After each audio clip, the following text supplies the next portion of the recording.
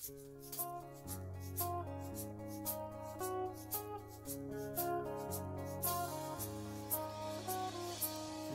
hanggang Sabado, puro na lang trabaho. At pagsapit ng linggo, kailangan may negosyo. Maghanap na raket. At bakit? Para laging may laman ang aking wallet. Ang pangit ng laging nakasabit. Bitin sa hangin ang bukas pag walang makain. Wag na akong tanungin kung may bigas pang isasaing. Sakit na isipin, taas na ng bilihin. Pilitin mong abutin, kita mo makakaraos din. Oh yeah, oh yeah. Nung una, inyo pa kayang naaalala, sa hahe-ho meron akong ibinibenta.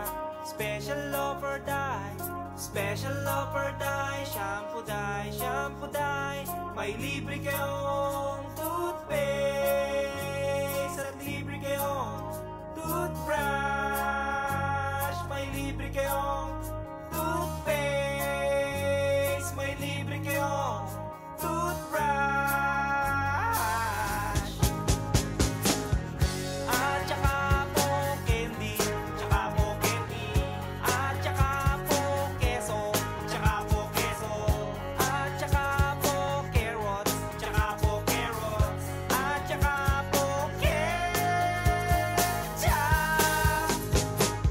Kaya ngayon, eto na naman ako, nagbi-business ng kung ano-ano. Merong ballpen, pentel pen, at pwede mo rin akong maging boyfriend. Basta't 7, uuwi na ako sa amin.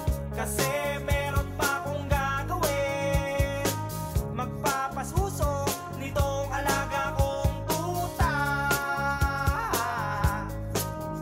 Palusok, mabait, pasigla.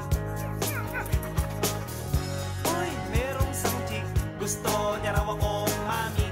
Murder siya sa akin at bibili ng meat.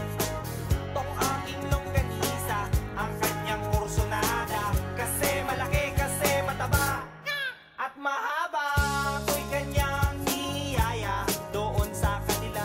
Wag daw akong mahiya, siya'y nag-iisa. Uli ka na, patitikim ko na. O sige na, o malapit na. O eto na, ilalabas ko na. O eto na, nako, o tinda kong longganisa. O tinda ko, o tinda ko. O tinda kong longganisa. O tinda ko, o tinda ko. Here we go, here we go. At ang nangyari, ako'y nawili.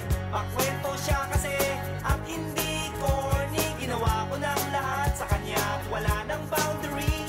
Sinakyan ko na siya kasi sinakyan niya na rin ako. Nang bilangin ko, tong inabot niya sa balat ko, tong inabot niya. Kulang pa, ang sabi ko, kulang pa. Tanong niya ay magkano?